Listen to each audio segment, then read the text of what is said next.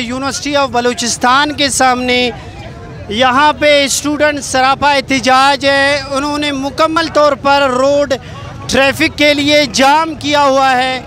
हम यहाँ पे मौजूद उनके नुमाइंदों से बात करेंगे कि ये एहतजाज किस हवाले से है। अस्सलाम वालेकुम। अस्सलाम वालेकुम भाई। वालेकुम अस्सलाम सर। सर ये खैर है, फिर से एक दफ़ा फिर से यूनिवर्सिटी एहतजाज का गढ़ बन गया, क्या मसला है सर?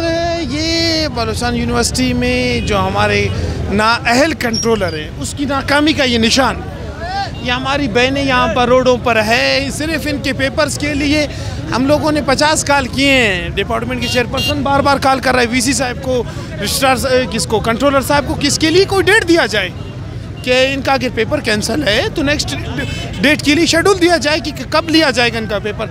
इस बात के लिए कंट्रोलर साहब ना कॉल अटेंड नहीं कर रहे हैं और सिर्फ तमाशे देख रहे हैं। ये सब सिर्फ और सिर्फ तमाशा देख रहे हैं बस। तो ये इस वक्त मुतालबात क्या है, हम कुछ पता तो चले। मुतालबात ये है कि ये पेपर लिया जाए स्टूडेंट से, ठीक है, फिर से लिया जाए इनका पेपर। यहाँ पे